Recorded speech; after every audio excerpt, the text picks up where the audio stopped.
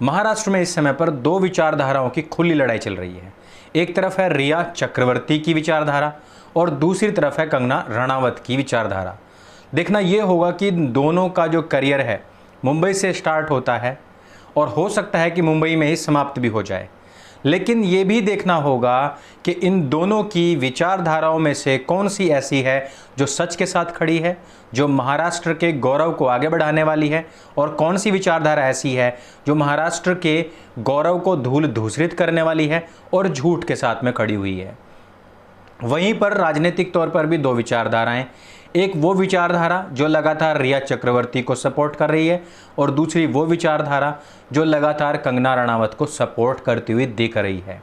इन दोनों के दोनों झंझावात में कौन सही है कौन गलत है वो तो भविष्य बताएगा, लेकिन इन दोनों विचारधाराओं का तुलनात्मक अध्ययन करना बहुत ज़रूरी है और ख़ास करके उन युवाओं के लिए बहुत ज़रूरी है, उनके उस ब्रह्म ज्ञान के लिए बहुत ज़रूरी है जो आजकल अपने माँ बाप से ज़्यादा बॉलीवुडियों को अपना माई बाप समझते हैं, बॉलीवुडियों को अपना आदर्श समझते हैं और बॉलीवुड के आधार पर ही अपने जीवन का यापन करते हैं और उनको आदर्श मानते हुए उनके ही नक्शे कदम पर चलने का प्रयास करते हैं। इस वीडियो को अंत तक अवश्य देखिए।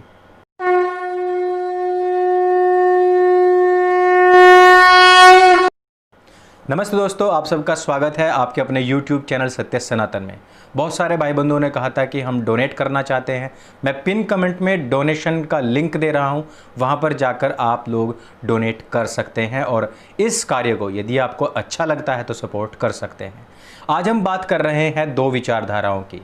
एक तरफ है रिया चक्रवर्ती। रिया चक्रवर्ती के गिरफ्तार होने के बाद उसने तुरंत कहा कि मेरे साथ ही साथ जो ड्रग पैडलर है जैद, उसका खुद का भाई शौविक चक्रवर्ती और भी बहुत सारे ऐसे नाम हैं जिसके उसने नाम लिए हैं, लेकिन बड़ी 25 हस्तियों का नाम उजागर करने हेतु जब से उसने हामी भरी है तब से पूरे के पूरे बॉलीवुड महकमे के अंदर हलचल मची हुई है और ये वास्तविकता भी है। पिछले दिनों मैंने टेलीग्राम ग्रुप में वो वीडियो शेयर भी किया था और आप लोगों ने भी जगह जगह पर, क्योंकि वो सोशल मीडिया पर काफ़ी प्रचारित और प्रसारित भी है वीडियो, कि जिसमें विक्की कौशल तक, बहुत सारे उसमें एक्टर एक्ट्रेसेस हैं लेकिन विक्की कौशल तक, उसमें रणवीर कपूर तक सभी लोग हैं जो उस समय पर ड्रग में धुत दिखाई दे रहे हैं। दो वीडियोज़ अभी रिलीज़ हुए हैं जो सुशांत सिंह राजपूत के हैं, जिसमें ऐसा लग रहा है कि उसका पूरा मानसिक संतुलन जा चुका है और उस समय पर रिया चक्रवर्ती उसके वीडियोज़ बना रही है और वीडियोज़ बनाने के बाद में वो उनको अपने पास में सेव कर लेती है। लेकिन उन वीडियोज़ में जहां हमको दिखता है कि सुशांत सिंह राजपूत अपना पूरा मानसिक संतुलन खो चुका है, उसके जो चेहरे का ओज है, तेज है, वो समाप्त हो रहा है, वहाँ पर रिया चक्रवर्ती उसको किसी हॉस्पिटल में भर्ती ना करवा के इस पूरे प्रपंच में लग जाती है। इस पूरे के पूरे ड्रामे को अब आगे भविष्य में खुलते ज़्यादा समय नहीं लगेगा, क्योंकि जितने भी ड्रग पैडलर थे, जितने भी एक्ट्रेसेस थे, उसका जो खुद का भाई है उसने खुद ही रिया चक्रवर्ती का नाम लिया है। जल्दी ही यदि इनकी जांच और पूछताछ ढंग से की गई तो जल्दी ही सारे पर्देफाश हो भी जाएंगे और आपको भी पता लगेगा कि बॉलीवुड की किसी भी फिल्म के अंदर स्टार्टिंग से लेकर के एंड तक क्यों लगातार शराब पीने के, क्यों लगातार सिगरेट के, क्यों लगातार ड्रग्स के, ये सारे के सारे सीन क्यों दिखाए जाते हैं। क्यों दिखाया जाता है कि कोई हीरो, चाहे वो कितना भी अच्छा हो, कितना भी दिमागदार क्यों ना हो, लेकिन जब तक वो शराब नहीं पी लेगा तब तक उसकी प्लानिंग उसके दिमाग से बाहर नहीं निकलेगी। क्यों ऐसा दिखाया जाता है कि चाहे उसको लड़ाई करनी है, दंगा करना है, चाहे बदला लेना है, कहीं ना कहीं उसके पीछे शराब का हाथ होता है कि शराब पीने के बाद उसके अंदर एनर्जी आ जाती है। क्यों दिखाया जाता है कि यदि कोई लड़की किसी लड़के को या लड़का लड़की को प्रपोज नहीं कर पा रहा है तो उसको शराब पीने के बाद में एक हौसला आ जाता है। क्यों शराब को अमृत तुल्य दिखा करके बेचा जाता है बॉलीवुड के माध्यम से, इसका कारण यही है क्योंकि ये जो पूरी की पूरी बॉलीवुड या दुनिया है, ये सारी की सारी एक ऐसी तीसरी दुनिया के द्वारा संचालित है जो इस पूरे के पूरे दुनिया के ऊपर हुकूमत करना चाहते हैं।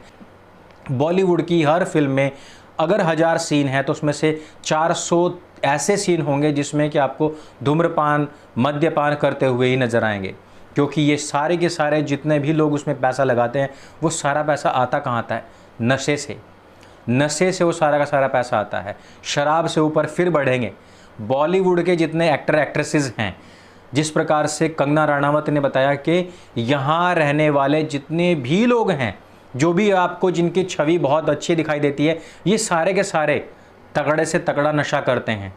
अगर उनकी जांच हो किसी भी अवार्ड से पहले तो ये सारे के सारे ही डिस्क्वालीफाई हो जाएं। और वही कंगना रनावत जब आज मुंबई पहुंचती है तो शिवसेना के कुछ कार्यकर्ता उनके खिलाफ नारेबाजी करते हुए एयरपोर्ट पहुंच जाते हैं। मुझे शर्म आती है जिस समय पर मैं सुनता हूं कि शिवसेना के कार्यकर्ता ऐसा कर रहे हैं। शिव एक पवित्र नाम है और उसके नाम पर बनाने वाली सेना आज सच के साथ में खड़ी हुई एक महिला का विरोध करने पहुंच जाते हैं। यदि यही शिव सैनिक रिया चक्रवर्ती के खिलाफ खड़े हुए होते और उन्होंने कहा होता कि किस प्रकार से तुम महाराष्ट्र, मुंबई और बॉलीवुड का नाम बदनाम करवा रही हो, तेरा खुद का भाई जो है वो नशे के कारोबार में इतना संलिप्त है, तू खुद नशा करती है और तेरी वजह से सुशांत सिंह राजपूत जैसा एक का जो इतना अच्छा कलाकार था नशे की लत में लगा और यहाँ तक कि उसको जान से अपने हाथ धोना पड़ा। ऐसे व्यक्ति, यदि ये शिवसेना के जो कार्यकर्ता है, ये लोग यदि इस लड़की के खिलाफ खड़े होते तो शायद हमें भी लगता कि हाँ भाई, शिवसेना का जो नाम है वो कहीं ना कहीं रोशन किया जा रहा है। लेकिन इस सब के पीछे अब धीरे धीरे इस बात का भी शक होने लग गया है कि शिवसेना से जुड़े हुए कुछ मंत्री, कुछ नेता लोग इस पूरे के पूरे कांड के पीछे अपने रंगे हुए खून के हाथ छिपाए खड़े हुए हैं। इसी वजह से वो बार बार कंगना रनावत का विरोध कर रहे हैं। इसी वजह से बार बार वो कंगना रनावत को दी जाने वाली जो सुरक्षा है उसकी समीक्षा कर रहे हैं और उसकी आलोचना कर रहे हैं, गालियां दे रहे हैं। क्या आप एक महिला को कहेंगे कि हम तुम्हारा मुंह तोड़ देंगे, तुम यहाँ घुसी तो हम तुम्हें सजा देंगे या मारपीट करने की धमकी जो देते हैं, क्या उस महिला को सिक्योरिटी नहीं मिलनी चाहिए? अगर हम बात करें अवैध निर्माण के तोड़े जाने की, तो हाई कोर्ट ने अब क्या कहा है शिवसेना की सरकार को? सीधे लफ्ज़ों में कहा है कि यह जो पूरा का पूरा जो तोड़ फोड़ का कार्यक्रम है, इस पर स्टे लगाया जाए। इसको वहीं के वहीं रोक दिया गया है। अब महाराष्ट्र सरकार किसको मुंह दिखाने लायक है? यदि वो अवैध निर्माण की बात करते तो केवल और केवल मुंबई के अंदर 200 से अधिक अवैध निर्माण की गई मस्जिदें खड़ी हुई हैं। लेकिन जो बीएमसी शिवसेना के हाथ में है, जो वहाँ की सत्ता, मुख्यमंत्री, वहाँ के मंत्री, वहाँ की सरकार शिवसेना के हाथ में है, जो नाम में भी शिव सेना लगाती है, जो खुद बाला साहब ठाकरे का खून होने का दावा करते हैं, वो लोग उन मस्जिदों के ऊपर क्यों कार्यवाही नहीं करते हैं? क्यों वहाँ पर ड्रग्स के पैडलर्स पकड़े जाने के बावजूद उस पूरे के पूरे गिरोह के खिलाफ अभी तक मोर्चा उन्होंने क्यों नहीं निकाला है? क्यों अभी तक उन्होंने रिया चक्रवर्ती या जितने भी ड्रग्स में संलिप्त का लोग हैं उनके खिलाफ अभी तक कोई अपने स्तर पर कार्रवाई कार्यकर्ताओं ने क्यों नहीं की है? ये बहुत सारे सवाल हैं जो आज की तारीख में शिवसेना के कार्यकर्ताओं के, पार्टी के अध्यक्ष के, और फिर यहाँ सबसे बड़ी चीज़ कि जो बेबी पेंगुइन है उसके, और जो मुख्यमंत्री है।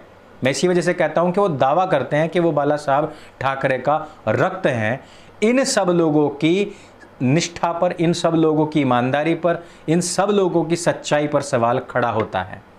जहाँ तक हम बात करें कंगना रनावत की, कंगना रनावत ने अपनी हर बात को सच्चाई के साथ में स्वीकार किया है और वो डट करके सामने खड़ी हुई और उसने कहा कि यदि किसी को शक है कि मैं ड्रग्स लेती हूं तो मेरी जांच करवाई जाए। यदि कोई सीना ठोक कर के इतनी बड़ी बात कहता है तो क्या आपको उसकी सच्चाई पर यकीन नहीं करना चाहिए? ये बहुत सारे ऐसे सवाल हैं जिससे कि हमें शिवसेना और उसके नेता, मंत्री, उपमंत्री जितने भी लोग हैं, उन सब की सच्चाई पर, उन सब की निष्ठा पर सवाल खड़ा करती है।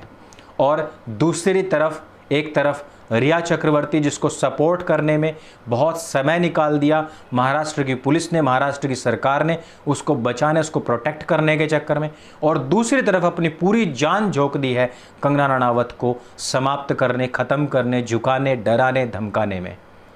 इन दोनों विचारधाराओं में आपको कौन सी विचारधारा पसंद है वो हमें नीचे कमेंट करके अवश्य बताएं। क्यों पसंद है अपना कारण भी बताएं, और जो नापसंद है उसका कारण भी बताएं। क्या आपको नहीं लगता कि बॉलीवुड का पूरा का पूरा जो आधार है वो गंदे और छिछोरे कल्चर पर टिका हुआ है, वो नशे के आधार पर टिका हुआ है। और क्या आपको नहीं लगता कि इसके पीछे कहीं ना कहीं व्यभिचार की संस्कृति को बढ़ावा देने का कार्य किया जाता है? इन सभी बातों पर आप भी गौर करें और अपने बच्चों को खास तौर पर इस बॉलीवुडिया जहर से बचाने की कृपा करें, मेरा सविनय आप लोगों से निवेदन है। इस वीडियो में सिर्फ इतना ही। यदि आप डोनेट करना चाहते हैं तो पिन कमेंट में लिंक पर जाएं और वहां पर जाकर के, कुछ लोगों की शिकायत आई है कि हम यूपीआई वहाँ पर क्लिक तो करते हैं या नेट बैंकिंग क्लिक तो करते हैं लेकिन उसके बाद में हमारा पैसा नहीं कटता है। इसमें आपको करना क्या है कि सीधे जाएं, जिस एप्लीकेशन का ऑप्शन आपने लिया है सीधे वहाँ से उस एप्लीकेशन को अलग से खोलें।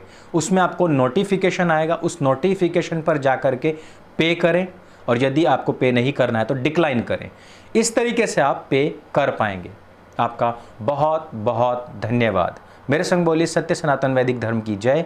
जय हिंद, वंदे मातरम।